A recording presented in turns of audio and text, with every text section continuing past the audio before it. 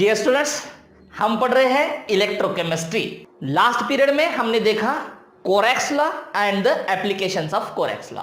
जो लास्ट वाला पार्ट था Corex law and applications of Corex law, उस पार्ट में और इस पार्ट के वीडियो में बड़ा अंतर है। इसका कारण यह है कि कोरोना की वजह से है लॉकडाउन, और लॉकडाउन की वजह से मैं अपना जो कंप्यूटर था एडिटिंग के लिए, वो कंप्यूटर खराब हो चुका था और उसको मैं उसको ठीक नहीं कर पाया। तो इस वजह से वीडियो को एडिटिंग नहीं कर पाया, इसलिए मैंने अपलोड भी यूट्यूब पे नहीं किया। तो आज से रेगुलर होगा ये पीरियड। तो हम इलेक्ट्रोकेमिस्ट्री पढ़ रहे हैं। आज क्या देखेंगे हम? तो आज देखेंगे हम कंडक्टेंस किस तरह से कैलकुलेट करते हैं या किस तरह से मेजर करते हैं। तो देखेंगे आज मेजरमेंट ऑफ कंडक्टेंस। तो हमें पता है कि conductance is the inversely proportional to the resistance, मतलब रेजिस्टेंस जितना ज्यादा होता है उतना कंडक्टेंस कम होता है, या रेजिस्टेंस जितना कम होता है उतना कंडक्टेंस ज्यादा होता है। तो किस तरह से कंडक्टेंस को कैलकुलेट करना है या किस तरह से कंडक्टेंस को मेजर करना है, ये हम आज के पीरियड में देखेंगे। तो एक फिजिक्स में भी है और केमिस्ट्री में भी है व्हीटस्टोन ब्रिज।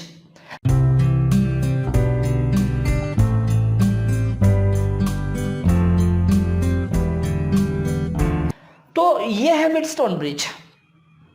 तो इसमें क्या होता है? इसमें होता है 4 प्रकार के रेजिस्टेंस होते हैं व्हीटस्टोन ब्रिज में। फिगर से आपको पता चल रहा है, क्या पता चल रहा है? ये जो लाइंस है, जिगजैग लाइंस है, ये सोर्स ऑफ एनर्जी है, मतलब सोर्स ऑफ इलेक्ट्रिसिटी है। अब ये इसमें यहां पे आपको दिखाई दे रहा है, फिगर में R1 दिखाई दे रहा है। तो R1 क्या है? वेरिएबल रेजिस्टेंस है। वेरिएबल रेजिस्टेंस मतलब जिसको हम चेंज कर सकते हैं। अपने लेबोरेटरी में 10th क्लास में या 11th में लेबोरेटरी में आपने देखा होगा कि एक छोटी सी की होती है, कॉपर की होती है, और उसी की को लगा के हम रेजिस्टेंस को चेक करते हैं। तो रेजिस्टेंस क्यों चेक करेंगे? क्योंकि रेजिस्टेंस अगर हम चेक कर पाए या कैलकुलेट कर पाए तो उसका इनवर्स ले लो, वही कंडक्टेंस होता है। तो कंडक्टेंस कैलकुलेट करने के लिए, कंडक्टेंस मेजर करने के लिए हमें रेजिस्टेंस मेजर करना पड़ता है, रेजिस्टेंस कैलकुलेट करना पड़ता है। तो उस प्रकार की होती है लेबोरेटरी में, आपने देखा होगा। तो उस की कुछ रेजिस्टेंस होता है, तो कुछ की का रेजिस्टेंस पता होता है, कुछ की का रेजिस्टेंस हमें कैलकुलेट करना पड़ता है। तो यहां पे R1 जो दिखाई दे रहा है आपको, इस की का रेजिस्टेंस वेरिएबल है, चेंज करते रहना है उसको। किस तरह से चेंज करेंगे उसको थोड़ा आगे जाके बताऊंगा मैं। तो R3 क्या है? R3 एक रेजिस्टेंस है, नॉन रेजिस्टेंस है। R4 क्या है? R4 नॉन रेजिस्टेंस है, मतलब इसकी R3 की वैल्यू हमें पता है। R3 की जो की है उसका जो रेजिस्टेंस है, उस रेजिस्टेंस की वैल्यू हमें पता है। R4 क्या है? R4 भी रेजिस्टेंस है, उसकी भी वैल्यू, उस रेजिस्टेंस की वैल्यू भी हमें पता है। मतलब R3 रेजिस्टेंस नोन है, पता है हमें। R4 क्या है? R4 भी नॉन रेजिस्टेंस है, नॉन रेजिस्टेंस है, पता है उसकी वैल्यू। अब R2 क्या है? तो R2 मतलब अननोन रेजिस्टेंस, अननोन की है, उसका रेजिस्टेंस हमें कैलकुलेट करना है, तो वो है R2। और R1 क्या है?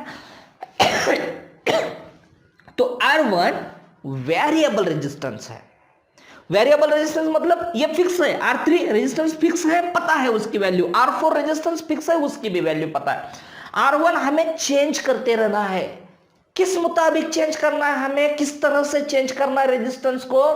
तो यहां पे जो है ये गैल्वानोमीटर है। गैल्वानोमीटर पता होगा आपको, वो डिफ्लेक्ट होता है, उसमें जो की होता है या एरो होता है, वो एरो डिफ्लेक्ट होता है। तो क्या दर्शाता है वो गैल्वानोमीटर? गैल्वानोमीटर दर्शाता है either current is flowing through that circuit और नॉट। अगर इसमें से करंट फ्लो होगा, इसमें किस प्रकार का करंट या किस प्रकार का इलेक्ट्रिसिटी इस्तेमाल करते हैं हम? डायरेक्ट करंट इस्तेमाल करते हैं, डीसी बोलते हैं हम इसको। तो डायरेक्ट करंट यहां से पास कर रहे हैं हम। जब डायरेक्ट करंट यहां से पास होगा, यह पूरा सर्किट कंप्लीट है, तो गैल्वानोमीटर क्या करेगा? गैल्वानोमीटर डिफ्लेक्ट होगा, मतलब गैल्वानोमीटर में जो भी एरो होता है वो मूव होगी या अपनी जगह से वो हिलेगी। तो इससे हमें पता क्या चल रहा है? इससे पता चल रहा है हम कि इस सर्किट से इलेक्ट्रिसिटी फ्लो हो रही है। तब हम जब यहां से इलेक्ट्रिसिटी पास करेंगे और ये जो रेजिस्टेंस है इसका पता है, इसका पता है, इसका वेरिएबल करते रहना है, इसका कैलकुलेट करना है। R2 क्या है? अननोन रेजिस्टेंस है, उसका रेजिस्टेंस हमें कैलकुलेट करना है। अब फिजिक्स में यहां पे की होता है या रॉड होता है या इलेक्ट्रोड होता है, वायर होता है, तो उस वायर का रेजिस्टेंस हमें कैलकुलेट करना पड़ता है फिजिक्स में। यहां पे एक वायर लगा देते हैं या कंडक्टर लगा देते हैं कोई भी, तो उस वायर का रेजिस्टेंस कैलकुलेट करते हैं और उसका इनवर्स लेते हैं ताकि उस वायर का हमें कंडक्टेंस पता चले या उसका कंडक्टेंस क्या है ये हम समझे। तो केमिस्ट्री में कंडक्टिविटी सेल लिखा है यहां पे। तो केमिस्ट्री में इलेक्ट्रोड का या वायर का या किसी कंडक्टर का रेजिस्टेंस हमें चेक नहीं करना है, हमें इलेक्ट्रोलाइटिक सॉल्यूशन का रेजिस्टेंस चेक करना है। अभी इलेक्ट्रोलाइटिक सॉल्यूशन देखा है हमने फर्स्ट पीरियड में।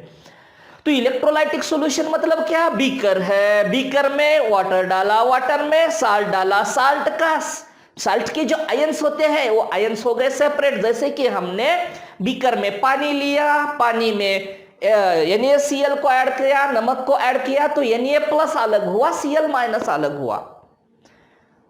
तो वो जो सॉल्यूशन है वो सॉल्यूशन एक प्रकार के सेल में लेते हैं, उसको बोलते हैं कंडक्टिविटी सेल। तो नेक्स्ट पॉइंट वही आने वाला है, कंडक्टिविटी सेल। तो ये डिस्कस करने के बाद हम कंडक्टिविटी सेल को डिस्कस करेंगे। तो R2 मतलब क्या?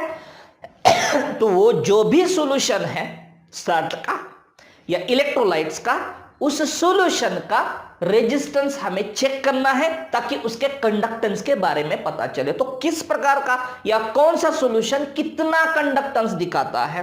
कंडक्टेंस मतलब क्या? जितने भी आयंस बनते हैं उस सॉल्यूशन में, जैसे कि 1 मोल NaCl लिया हमने, 1 मोल NaCl मतलब कितना? 58.5 ग्राम। तो 58.5 ग्राम 1 लीटर वाटर में डाल दिया और उसका सॉल्यूशन बनाया।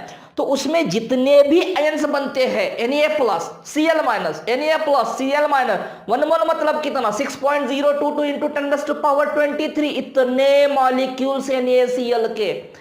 तो उस NaCl के मॉलिक्यूल्स के जितने भी आयंस बनेंगे मतलब 6.022 इंटू 10⁻23 इतने Na+ बनेंगे, 6.022 इंटू 10⁻23 इतने Cl- बनेंगे।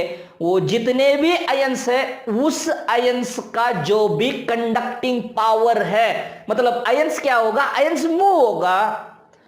तो आयंस मूव होने की वजह से it conduct electricity and the power of conducting of electricity. किसका कंडक्टिंग पावर? किसकी पावर? उस आयंस की पावर। क्या कर रहा है वो आयन? इलेक्ट्रिसिटी को कंडक्ट करना है। तो power of ions to conduct electricity, इसको बोलेंगे हम उसका कंडक्टेंस। तो उस सॉल्यूशन में जितने भी आयंस होंगे उतना कंडक्टेंस। तो conductance is variable with the concentration, variable with the dilution, variable with the molar conductance. ये सब हमने पढ़ा है। तो आपको अगर ये समझ में नहीं आता है मोलर कंडक्टेंस क्या है, कंडक्टेंस, तो वो पार्ट जाके देखें आप, तो उसमें आप सब पता चलेगा उस पार्ट में कि कंडक्टेंस क्या होता है और ये वेरिएबल ये कैसे चेंज होता है अकॉर्डिंग टू द कंसंट्रेशन और according to the dilution. Dilution के साथ क्या इफेक्ट होता है, मतलब डाइल्यूशन का क्या इफेक्ट होगा कंडक्टेंस पे, ये सब आपको वहां पे पता चलेगा। तो समझो ये R2 क्या है? अननोन रेजिस्टेंस है। तो यहां पे हमने कंडक्टिविटी सेल लिखा है, तो इस R2 को कंडक्टिविटी सेल को ज्वाइन करना है और कंडक्टिविटी सेल में जो भी सॉल्यूशन है, जो भी साल्ट का सॉल्यूशन है, उस साल्ट के सॉल्यूशन का रेजिस्टेंस हमें चेक करना है। तब तक हमें सिर्फ ये जो बेसिक व्हीटस्टोन ब्रिज है जिसमें रॉड का रेजिस्टेंस चेक किया जाता है फिजिक्स में, वही देखेंगे क्योंकि ये बेसिक है। अब आगे जाके हम इसको निकाल के एक एडवांस व्हीटस्टोन ब्रिज देखेंगे जिसमें रॉड का रेजिस्टेंस नहीं, ताकि सॉल्यूशन का, इलेक्ट्रोलाइटिक सॉल्यूशन का रेजिस्टेंस हमें देखना होगा। तो R1 क्या है? वेरिएबल रेजिस्टेंस है। तो वेरिएबल क्यों? कब तक करना है वेरिएंस, इसको कब तक करना है, कब तक? एक की क्या करना है? R3 एक की डाला वहां पे रेजिस्टेंस चेक, नॉन रेजिस्टेंस है, R4 नॉन रेजिस्टेंस है, R2 कैलकुलेट करना है, R1 अब R1 का एक की डाला वहां पे, गैल्वेनोमीटर डिफ्लेक्ट हुआ, उस R1 को निकाल दिया, फिर दूसरी की डाला, उसको भी R1 ही कहेंगे। तो दूसरी की डाला यहां पे, फिर भी गैल्वेनोमीटर डिफ्लेक्ट हुआ। कब तक करना है ये एक्सपेरिमेंट? एक्सपेरिमेंट करना है जब तक गैल्वेनोमीटर डिफ्लेक्ट नहीं होगा, तब तक हमें ये एक्सपेरिमेंट करना है। गैल्वेनोमीटर डिफ्लेक्ट करना बंद करेगा तब तक इस R1 को चेंज करते रहना है, इस की को चेंज करते रहना है। अब जब यहां पे जो की डालोगे तब तक, कब तक? जब तक गैल्वेनोमीटर डिफ्लेक्ट ना हो, मतलब गैल्वेनोमीटर का जो भी एरो होता है वो डिफ्लेक्ट नहीं होगा, इस तरह से रहेगा। उस पॉइंट को कहेंगे हम नल पॉइंट। नल पॉइंट मतलब क्या? नल पॉइंट मतलब अब कोई इलेक्ट्रिसिटी इसमें फ्लो नहीं होती है। इतना रेजिस्टेंस यहां पे हमने लगाया है, चारों मिला के इतना रेजिस्टेंस हमने लगाया है, उस पॉइंट को कहेंगे नल पॉइंट। तो आपको पता चल रहा है कि नल पॉइंट क्या होता है? Galvanometer does not shows any deflection, galvanometer कोई डिफ्लेक्शन नहीं दिखाता है, उसको हम क्या कहेंगे? उसको हम कहेंगे नल पॉइंट। नल पॉइंट कब आएगा? जब कोई इलेक्ट्रिसिटी इसमें फ्लो नहीं होगी, तब इलेक्ट्रिसिटी तो हम भेज रहे हैं, electricity moved in this circuit, but such a resistance is applied at that resistors, galvanometer does not shows deflection, that point is called as the null point। तो ये किसके कारण हुआ? R1 चेंज करते रहे हम, मतलब R1 की वैल्यू चेंज करते रहे। इस R1 पे ऐसी की लगाई जबकि गैल्वेनोमीटर कोई डिफ्लेक्शन नहीं दिखाएगा या नहीं दिखाता तब तक, तो उसको बोलेंगे हम नल पॉइंट। अब नल पॉइंट जब आएगा तभी हम R2 को कैलकुलेट कर पाएंगे। तो इसको कैलकुलेट करने के लिए फॉर्मूला आएगा R1 divided by R2 is equal to R3 divided by R4। R3 resistance known है, पता है, R4 रेजिस्टेंस नोन है, पता है हमें। R2 का कैलकुलेट करना है, R1 का भी पता है, लेकिन वेरिएबल करते रहे हम, चेंजेस करते रहे उसमें। कब तक? नल पॉइंट तक चेंजेस करते रहे। नल पॉइंट मतलब galvanometer does not shows deflection, तब तक हम R1 चेंज करते रहे। तो R1 की भी वैल्यू पता है, R3 पता है, R4 पता है। पता नहीं है तो क्या? पता नहीं है तो R2। तो R2 को कैलकुलेट करना है, R2 अननोन रेजिस्टेंस किसका? कंडक्टिविटी सेल का। तो R2 is equal to, cross multiplication करो, R1 मल्टीप्लाइड बाय R4, तो R1 into R4 divided by R3। तो ये फॉर्मूला होता है अननोन रेजिस्टेंस कैलकुलेट करने के लिए, दिया है व्हीटस्टोन ने। तो इस ब्रिज को कहेंगे व्हीटस्टोन ब्रिज। तो ये फिजिक्स के लिए, ये जो नॉलेज है ये फिजिक्स के लिए सफिशिएंट है। हमें थोड़ा एडवांस देखना पड़ेगा, क्योंकि हमें कंडक्टर का, वायर का अननोन रेजिस्टेंस कैलकुलेट नहीं करना है, हमें करना है इलेक्ट्रोलाइटिक सॉल्यूशन का रेजिस्टेंस। तो इलेक्ट्रोलाइटिक सॉल्यूशन का रेजिस्टेंस निकालने के लिए हमें यहां से वायर को हटा के, ये दो वायर जो है, ये दो वायर हमें डालना होगा किसमें? इलेक्ट्रोलाइटिक सॉल्यूशन में, क्योंकि इस इलेक्ट्रोलाइटिक सॉल्यूशन का हमें रेजिस्टेंस कैलकुलेट करना है। तो यहां पे दो प्रॉब्लम क्रिएट होते हैं। समझ में आ रहा है आपको? यहां से हमने वायर हटा दिया व्हीटस्टोन ब्रिज से, जो फिजिक्स में इस्तेमाल होता है, फिजिक्स में यूज होता है, और वही वायर हमने रॉड को ज्वाइंट करके, समझो ये दो रॉड है, तो रॉड को ज्वाइंट करके हमने डाल दिया इलेक्ट्रोलाइटिक सॉल्यूशन में, और इलेक्ट्रोलाइटिक सॉल्यूशन समझो रखा है हमने बीकर में।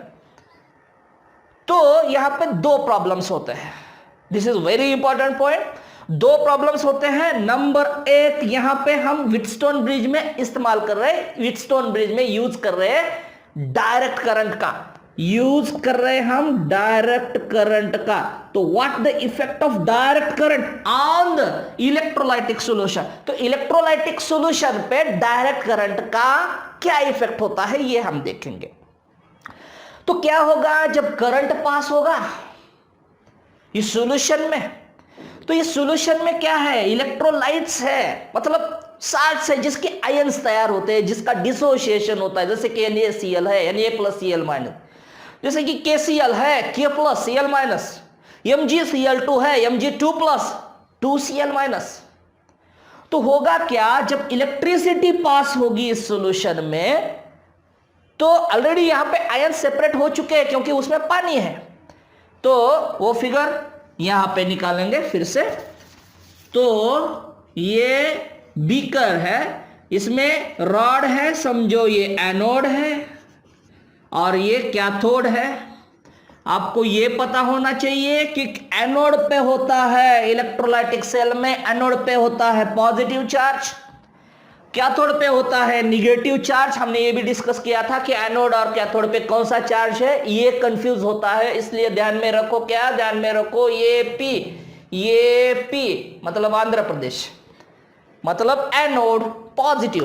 तो अब कंफ्यूज नहीं होगा, एनोड पे पॉजिटिव चार्ज है, कैथोड पे निगेटिव चार्ज है। अब इसमें हमने लिया क्या, इसमें हमने लिया इलेक्ट्रोलाइटिक सॉल्यूशन। अब यहां पे जो भी पॉजिटिव, ये इलेक्ट्रिसिटी से जोड़ दिया और यहां पे इलेक्ट्रिसिटी पास किया हमने बैटरी का यूज करके, मतलब इसी में से इलेक्ट्रिसिटी पास हो रहा है इस सॉल्यूशन में। तो इसमें जो भी पॉजिटिव आयंस है इस सॉल्यूशन में, क्योंकि वो इलेक्ट्रोलाइट है तो पॉजिटिव और नेगेटिव आयंस होंगे उसमें, तो जो भी पॉजिटिव आयंस है that moves towards the cathode, because in this type of solution, in this type of cell, cathode carries the negative charge. अब जो भी पॉजिटिवली चार्ज्ड आयंस है वो पॉजिटिवली चार्ज्ड आयंस किस तरफ मूव होंगे, वो होंगे कैथोड की तरफ मूव, और जो भी निगेटिवली चार्ज्ड आयंस है वो किस तरफ मूव होंगे, वो होंगे एनोड की तरफ मूव, क्योंकि एनोड कैरी करता है पॉजिटिव चार्ज। तो there is force of attraction between the oppositely charged ions, oppositely charged particles. तो एनोड अट्रैक्ट करेगा किसको, निगेटिव चार्ज्ड आयंस को, क्योंकि एनोड पॉजिटिवली चार्ज्ड है, कैथोड निगेटिवली चार्ज्ड है, तो अट्रैक्ट करेगा किसको, वो अट्रैक्ट करेगा पॉजिटिवली चार्ज्ड आयंस को। तो पॉजिटिवली चार्ज्ड आयंस मूव होंगे किस तरफ, कैथोड की तरफ, निगेटिवली चार्ज्ड आयंस मूव होंगे किस तरफ, एनोड की तरफ। तो होगा क्या, डायरेक्ट करंट का यूज जब करेंगे हम, तब ये आयंस का मूवमेंट फास्टर होगा अपोजिटली चार्ज्ड रॉड की तरफ, और अपोजिटली चार्ज्ड रॉड के पास, इस रॉड के पास आयंस का कंसंट्रेशन बढ़ेगा, कंसंट्रेशन बढ़ेगा, मतलब कैथोड के पास बहुत सारे पॉजिटिव चार्ज, एनोड के पास बहुत सारे निगेटिव चार्ज। तो सॉल्यूशन का जो भी कंसंट्रेशन है उस रॉड के पास, before passing the current, after passing the current, ये चेंज होगा। जब इलेक्ट्रिसिटी पास नहीं हुआ था तब भी आयंस थे, लेकिन उस रॉड के पास इतने ज्यादा सारे आयंस नहीं थे पॉजिटिवली चार्ज, क्योंकि वो electricity, before the passing electricity, इस रॉड पे कोई चार्ज नहीं था। जब इलेक्ट्रिसिटी पास होगा तब इस रॉड पे नेगेटिव चार्ज आएगा, तो उस रॉड के पास बहुत सारे पॉजिटिवली चार्ज्ड आयंस कलेक्ट होंगे।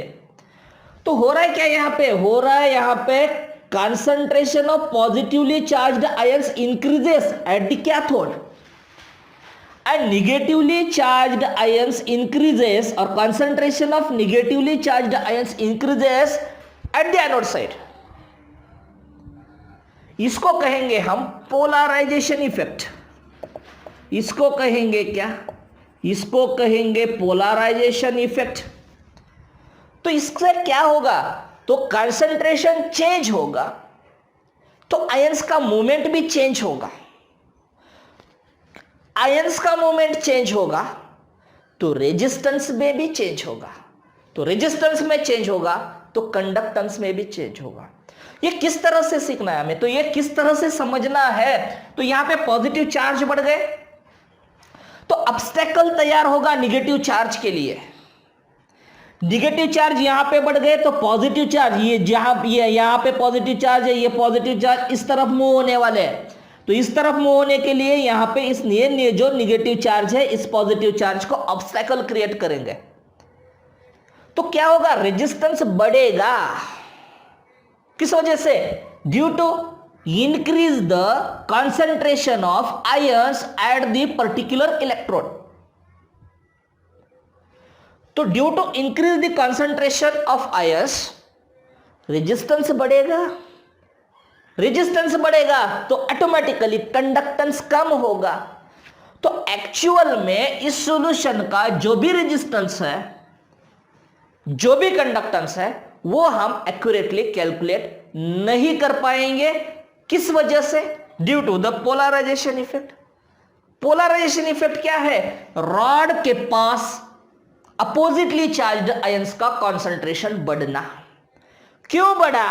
क्योंकि इलेक्ट्रिसिटी पास किया और oppositely charged ions moves towards the particular electrode, means oppositely charged electrodes. तो कंसंट्रेशन बढ़ा उस रॉड के पास अपोजिटली चार्ज्ड आयंस का। तो जो भी पीछे आयंस है उस आयंस को मूव करने के लिए वहां पे ऑब्स्टेकल तैयार हुआ, रोध तैयार हुआ। तो due to that resistance increases, due to that automatically conductance decreases. तो जो भी करेक्ट रेजिस्टेंस है, जो भी करेक्ट कंडक्टेंस है, वो हम कैलकुलेट नहीं कर पा रहे due to the use of direct current. अगर डायरेक्ट करंट नहीं होता तो पोलराइजेशन इफेक्ट नहीं होता। पोलराइजेशन इफेक्ट नहीं होता तो जो भी एक्चुअल में रेजिस्टेंस है उस सॉल्यूशन का, जो भी एक्चुअल में उस सॉल्यूशन का कंडक्टेंस है, वो हम आसानी से कैलकुलेट कर पाते हैं। तो यह तय है कि हमें करना क्या पड़ेगा, हमें डायरेक्ट करंट को हटाना पड़ेगा। डायरेक्ट करंट का यूज इसमें इलेक्ट्रोलाइटिक सेल में या इलेक्ट्रोलाइटिक सॉल्यूशन का कंडक्टेंस कैलकुलेट कर रहे हैं या रेजिस्टेंस कैलकुलेट कर रहे हैं, तब डायरेक्ट करंट का यूज नहीं कर पाएंगे हम, टू अवॉइड पोलराइजेशन इफेक्ट। इस पोलराइजेशन इफेक्ट को अगर अवॉइड करना है हमें, अगर हमें एक्यूरेट रेजिस्टेंस कैलकुलेट करना है, एक्यूरेट कंडक्टेंस को कैलकुलेट करना है, तो हमें डायरेक्ट करंट का यूज नहीं करना है। तो हमें क्या करना है, हमें करना है अल्टरनेटिंग करंट का यूज, एसी बोलेंगे हम इसको। कितना? 550 हर्ट्ज या साइकिल्स पर सेकेंड, हर्ट्ज टू 5000 हर्ट्ज, इतना यूज कर सकते हैं हम, इतना अल्टरनेटिंग करंट इससे पास कर सकते हैं। डायरेक्ट करंट क्यों नहीं पास करना है यह हमने पढ़ा। अब हम क्या पढ़ रहे हैं कि अल्टरनेटिंग करंट किस रेंज में पास करना है, तो 550 हर्ट्ज या साइकिल्स पर सेकंड भी बोलते हैं। तो 550 हर्ट्ज टू 5000 हर्ट्ज, इतनी फ्रीक्वेंसी का अल्टरनेटिंग करंट हम इससे पास कर सकते हैं। किसमें? कंडक्टिविटी सेल में। किस लिए? उसका रेजिस्टेंस चेक करने के लिए। और रेजिस्टेंस क्यों चेक करेंगे? उसका कंडक्टेंस चेक करने के लिए। ओके, तो ये एक मुसीबत थी कि डायरेक्ट करंट का यूज नहीं करना है। अब अल्टरनेटिंग करंट का यूज करना है तो दूसरी मुसीबत, मतलब एक मुसीबत सॉल्व करते करते दूसरी मुसीबत आ गई। तो दूसरी मुसीबत क्या है? Second problem is that when we use alternating current, जब हम अल्टरनेटिंग करंट का यूज करेंगे तब ये जो गैल्वानोमीटर है ये डिफ्लेक्ट नहीं होगा। अल्टरनेटिंग करंट का यूज करके ये गैल्वानोमीटर का डिफ्लेक्शन नहीं होगा। तो क्या करेंगे? तो हमें गैल्वानोमीटर की जगह गैल्वानोमीटर को हटाना है इसको, और उस जगह हमें हेडफोन का यूज करना है। हेडफोन पता है ना, हेडफोन जो कान में लगाते हैं हम, उस हेडफोन का यूज करना है। तो ये जो फिगर है, ये जो व्हीटस्टोन ब्रिज है, ये व्हीटस्टोन ब्रिज हम इलेक्ट्रोलाइटिक सॉल्यूशन का रेजिस्टेंस कैलकुलेट करने के लिए यूज नहीं कर सकते, जो कि फिजिक्स में यूज करते हैं हम इलेक्ट्रोड का या रॉड का या वायर का अननोन रेजिस्टेंस कैलकुलेट करने के लिए। केमिस्ट्री में हम इसे थोड़ा एडवांस करना पड़ेगा इस ब्रिज को। तो क्या किया हमने यहाँ पे, डायरेक्ट करंट की जगह अल्टरनेटिंग करंट का यूज किया to avoid the polarization effect. और डायरेक्ट का when we use alternating current, galvanometer does not shows deflection, तो नल पॉइंट का पता नहीं चलेगा। तो हमें क्या करना है, गैल्वेनोमीटर की जगह हेडफोन का यूज करना है। अब जिस भी इलेक्ट्रोलाइटिक सॉल्यूशन का हमें रेजिस्टेंस कैलकुलेट करना है, रेजिस्टेंस चेक करना है, उस इलेक्ट्रोलाइटिक सॉल्यूशन को हम रखेंगे। अब हमने अभी डिस्कस किया कि वो रखा है किसी बीकर में, तो आपको तब पता नहीं था, इसलिए मैंने बोला कि उसको रखेंगे बीकर में। तो उसको एक पर्टिकुलर सेल में रखते हैं, उसको बोलते हैं कंडक्टिविटी सेल।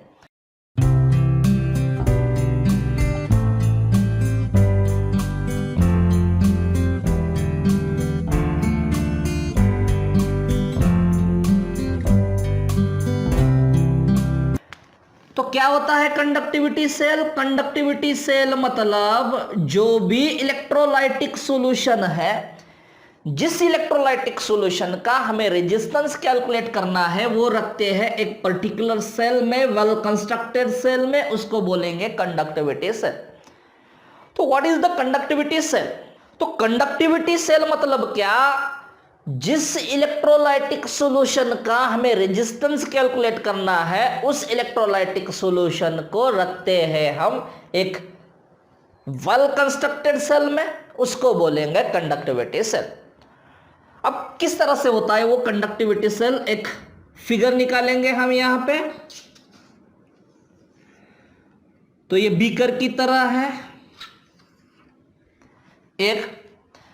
अब इसमें क्या करना है, इसमें दो इलेक्ट्रोड को पुट करना है, दो इलेक्ट्रोड को रखना है। ये दो इलेक्ट्रोड है। अब ये दो इलेक्ट्रोड बने हैं किससे? ये बने हैं प्लैटिनम से। प्लैटिनम पता है आपको, एलिमेंट है। तो ये दोनों भी इलेक्ट्रोड प्लैटिनम से बने हैं। इसमें से एक एनोड है, एक कैथोड है। एनोड पॉजिटिव चार्ज कैरी करता है, कैथोड नेगेटिव चार्ज कैरी करता है। ये हमने अभी डिस्कस किया। तो दो इलेक्ट्रोड से, दोनों भी बने हैं प्लैटिनम से। अब इस प्लैटिनम इलेक्ट्रोड को अटैच है प्लैटिनम प्लेट्स। ये क्या है? ये है प्लैटिनम प्लेट्स। अब this platinum plate is covered by thin layer of platinum black. इसमें इस प्लैटिनम प्लेट पे, प्लैटिनम इलेक्ट्रोड पे प्लैटिनम ब्लैक का एक थीन लेयर है। अब वो थीन लेयर किस प्रकार से है या वो किस तरह से तैयार किया हुआ है, ये हम देखेंगे।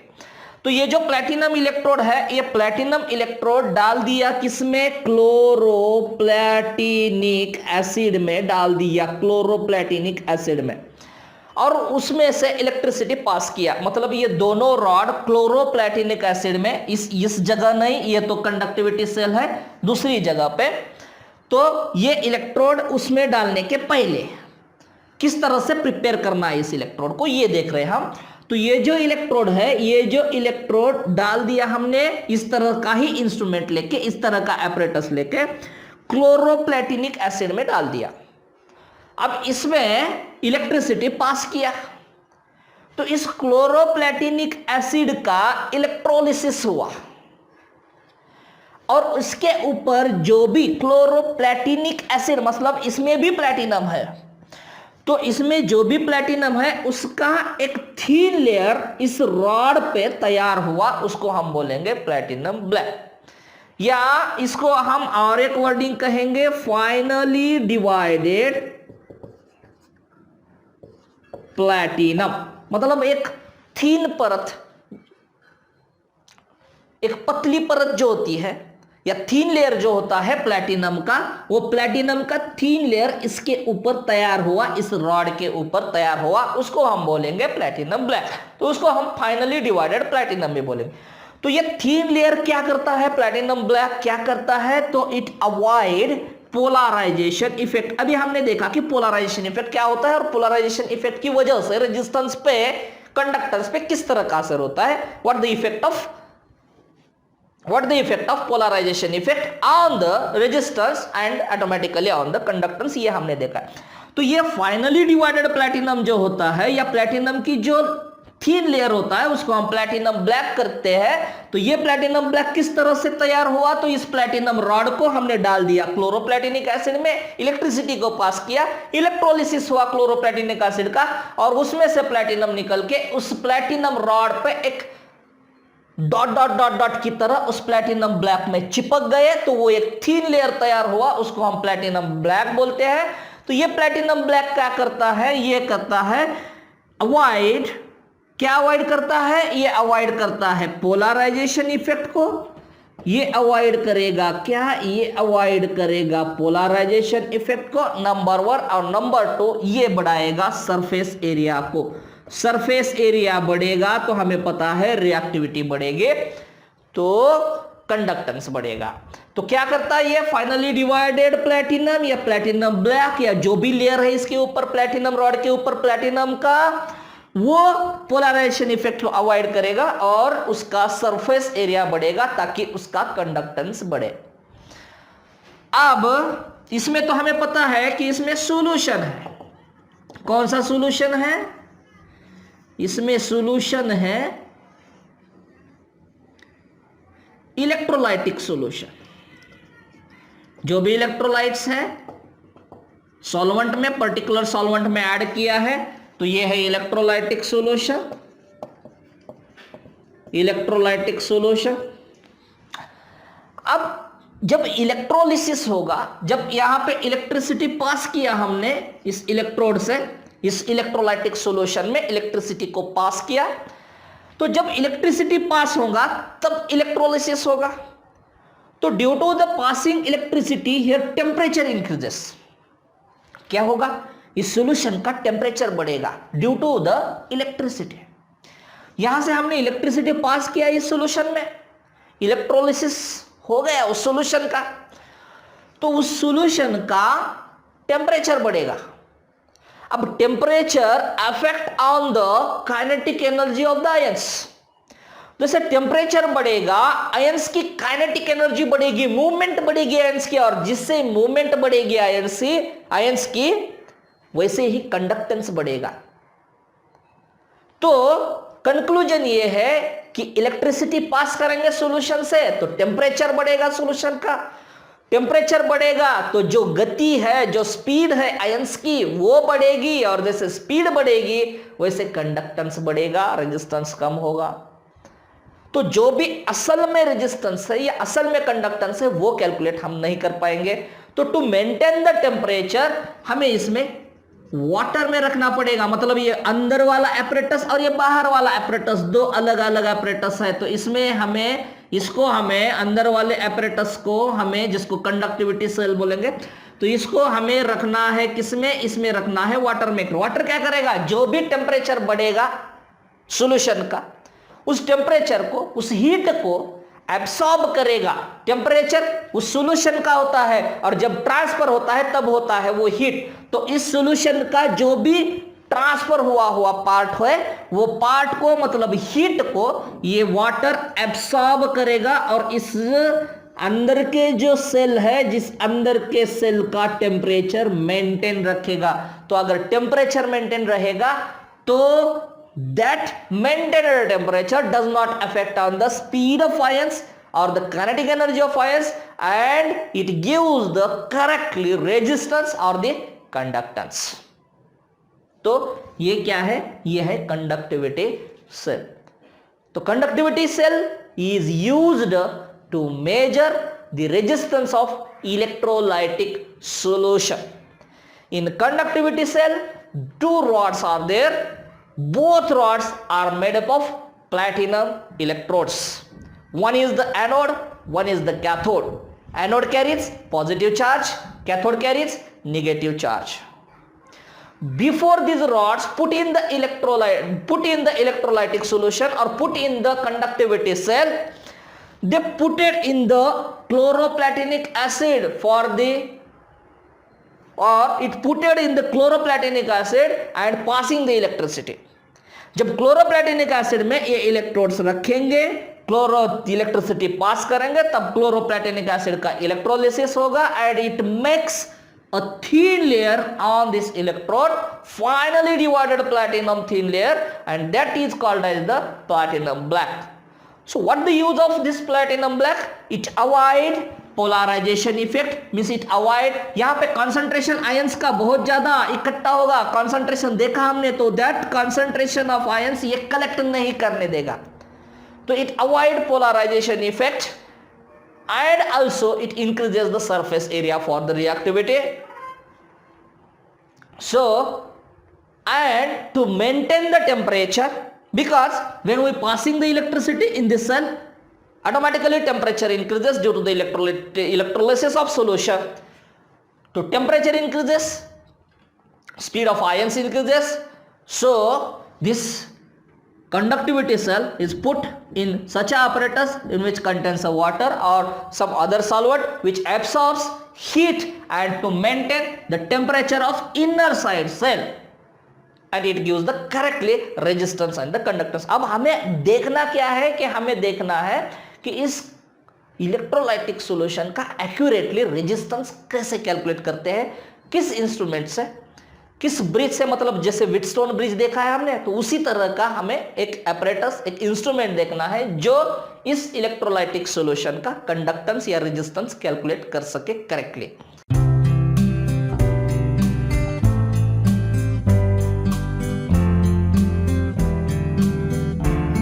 स्टूडेंट्स, अभी हमने देखा कंडक्टिविटी सेल और देखा हमने व्हीटस्टोन ब्रिज. तो व्हीटस्टोन ब्रिज ये इलेक्ट्रोड का या किसी वायर का अननोन रेजिस्टेंस कैलकुलेट करने के लिए व्हीटस्टोन ब्रिज का यूज होता है, ये हमने देखा. जब हमें इलेक्ट्रोलाइटिक सॉल्यूशन का कंडक्टेंस या रेजिस्टेंस कैलकुलेट करना है, तब हम उस सॉल्यूशन को एक वेल कंस्ट्रक्टेड सेल में रखते हैं. उस सेल को हम कहते हैं कंडक्टिविटी सेल. ये भी हमने अलग अलग से देखा. अब हमें क्या करना है, इस इंस्ट्रूमेंट का यूज करके हमें कैलकुलेट करना है क्या, कंडक्टिविटी सेल में रखा हुआ जो भी इलेक्ट्रोलाइटिक सॉल्यूशन है वो सॉल्यूशन का रेजिस्टेंस हमें कैलकुलेट करना है. तो ये फिगर अगर मैं आपको पढ़ाते पढ़ाते लिखता तो टाइम वेस्ट होता, तो इसलिए मैंने सबसे पहले ये फिगर निकाल के रखा और आपको ये अच्छी तरह से फिगर को समझना है कि ये फिगर है क्या. तो आपको यहां पे दिखाई देगा कि एक आर है, रेजिस्टेंस बॉक्स कहेंगे हम इसको. तो इस रेजिस्टेंस बॉक्स का जो भी रेजिस्टेंस है वो रेजिस्टेंस हमें पता है. जैसे व्हीटस्टोन ब्रिज में हमें पता था R1 का पता था, R3 का पता था. R1 वेरिएबल था, चेंज करने वाला था रेजिस्टेंस, लेकिन उसका जो भी रेजिस्टेंस है वो हमें पता था. R3 का पता था, R4 का पता था. हमें कैलकुलेट करना था R2, जो भी R2 के साइड में जो भी कंडक्टर है, जो भी वायर है, उसका रेजिस्टेंस हमें कैलकुलेट करना था. कब? जब गैल्वेनोमीटर डिफ्लेक्शन नहीं दिखाता है तब. तो इस रेजिस्टेंस बॉक्स का रेजिस्टेंस हमें पता है. अब जो सेकंड साइड में आपको दिखाई दे रही फिगर वो है कंडक्टिविटी सेल. अब कंडक्टिविटी सेल में हमने इस एपरेटस में सेंटर में रखा है इलेक्ट्रोलाइटिक सॉल्यूशन को. जिस भी सॉल्यूशन का कंडक्टेंस या रेजिस्टेंस हमें कैलकुलेट करना है उस सॉल्यूशन को हमने रखा है इस एपरेटस में. ये जो बाहरी लेयर दिखाई दे रहा है आपको, ये बाहरी लेयर, और जो अंदर का लेयर है, ये अंदर का लेयर जो है जिसमें इलेक्ट्रोलाइटिक सॉल्यूशन है इसमें, और ये जो बाहर का है, इन दोनों के बीच है वाटर. तो ये वाटर किस लिए है ये भी देखा है हमने कंडक्टिविटी सेल में. वो क्या करता है, टेम्परेचर को मेंटेन करता है. जो भी हीट यहां पे तैयार होगी due to the passing of electricity, तो due to the passing of electricity electrolysis takes place, and due to the electrolysis heat increases. So to avoid the increase in temperature, rise in temperature, we use outside water put in this apparatus which absorbs whatever the heat is produced in this apparatus. तो ये क्या करता है, thermostat भी बोलते हैं इसको, तो इट मेंटेन्स द टेम्परेचर, ये टेम्परेचर को मेंटेन करता है।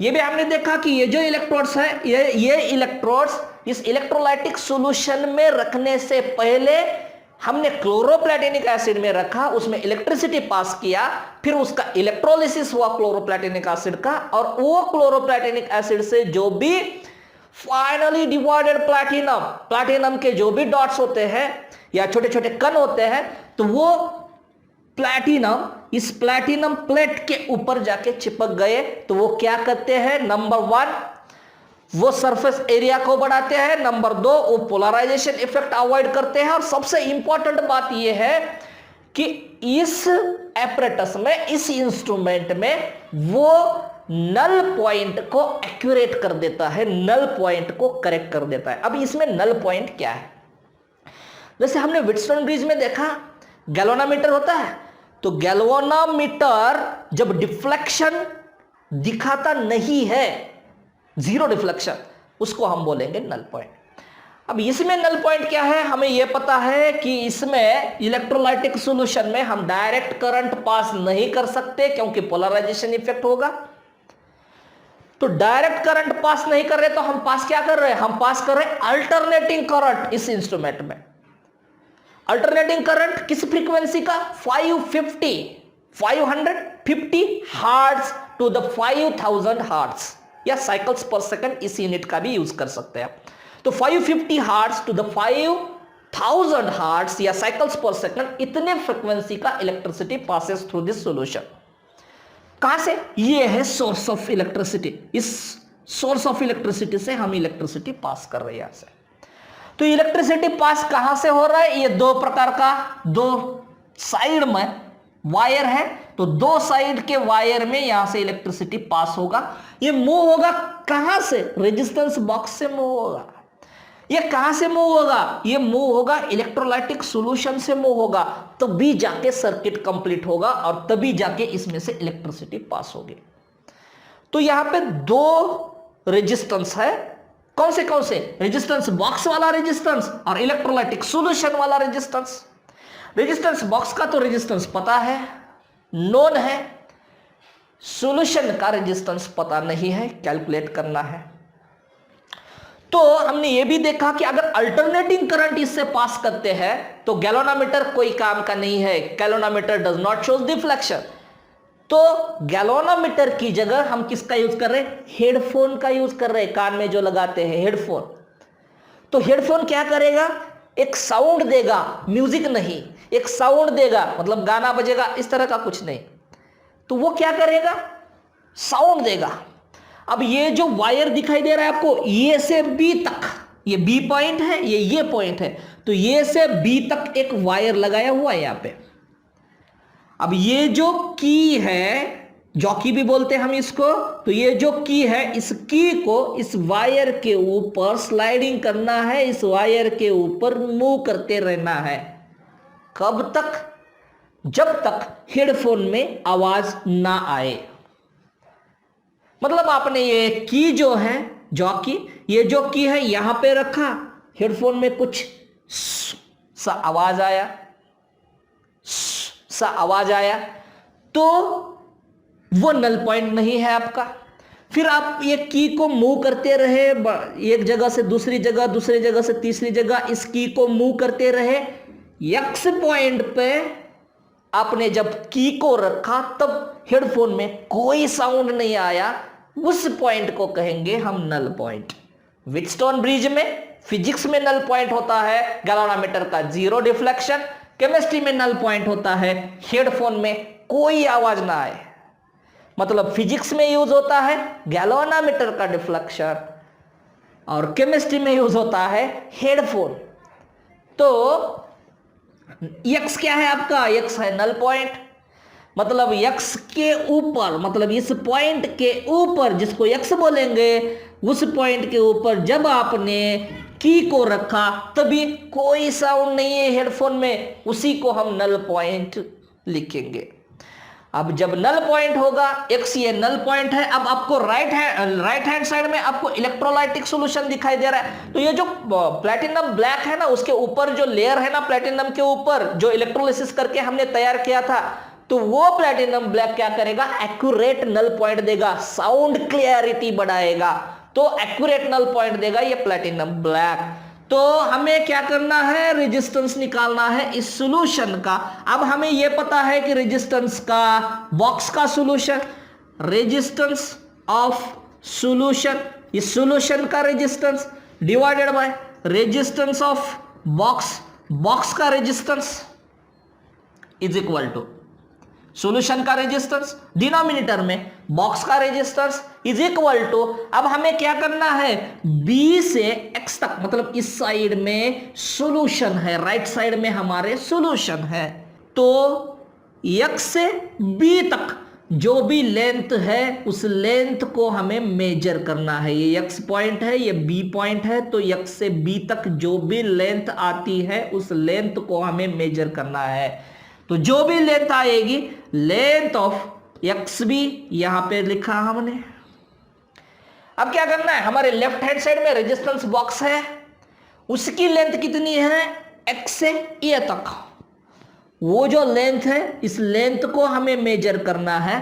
तो ये आ गई क्या, length of X A. This is very important point. Point क्या है, resistance of solution divided by resistance of box जिसका पता है, लेंथ ऑफ एक्स भी, यहां से एक्स से बी तक, एक्स क्या है, नल पॉइंट है, नल पॉइंट, इसमें साउंड में, हेडफोन में कोई साउंड नहीं है, उसी को नल पॉइंट कहेंगे। तो एक्स से बी तक जो भी लेंथ आती है ये लेंथ हमने यहां पे लिखा, रेजिस्टेंस ऑफ सॉल्यूशन के सामने लेंथ ऑफ एक्स भी, इस साइड में है सॉल्यूशन तो इस साइड की ही लेंथ हमें आगे लिखना है।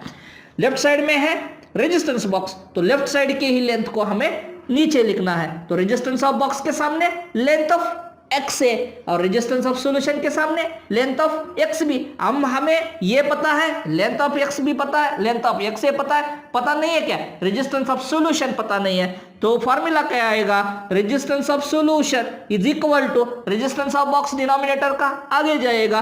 तो रेजिस्टेंस ऑफ बॉक्स पता है, तो जो भी रेजिस्टेंस ऑफ बॉक्स है वो लिखा है यहाँ पे, लेंथ ऑफ एक्स बी की लेंथ पता है, एक्स से बी तक जो भी लेंथ है वो पता है, लेंथ ऑफ एक्स ए की भी लेंथ पता है। तो resistance of solution is equal to resistance of box into length of X B divided by length of X A. तो ए वैल्यू यहां पे पुटअप किया, एक्स बी की वैल्यू, एक्स ए की वैल्यू, ये जो एक्स ए की length है यहां पे पुटअप किया, रेजिस्टेंस बॉक्स का पता है ये लिखा हमने। तो हमें सॉल्यूशन का रेजिस्टेंस मिला, रेजिस्टेंस को इनवर्स किया तो हमें सॉल्यूशन का कंडक्टेंस मिला। तो क्या देखा हमने आज, हमने देखा व्हीटस्टोन ब्रिज क्या होता है, किस तरह से कंडक्टर का रेजिस्टेंस कैलकुलेट करते हैं। उसके बाद हमने देखा कंडक्टिविटी सेल क्या होता है, पर्टिकुलर इलेक्ट्रोलाइटिक सॉल्यूशन जिसका भी रेजिस्टेंस चेक करना है, वो रेजिस्टेंस, वो सॉल्यूशन इस सेल में रखा होता है, वेल कंस्ट्रक्टेड सेल होता है, उसको हम बोलते हैं कंडक्टिविटी सेल। और ये जो पूरा इंस्ट्रूमेंट है, this is used to calculate the resistance of electrolytic solution. तो आई होप आप ये पूरा पीरियड जो भी हमने पढ़ा है वो आपको समझ में आया होगा। तो तब तक पढ़ाई करते रहो, जो भी आपकी समस्या है वो आप कमेंट में पूछ सकते हैं या डायरेक्टली मुझे पूछ सकते हैं SMS करके। तब तक के लिए धन्यवाद।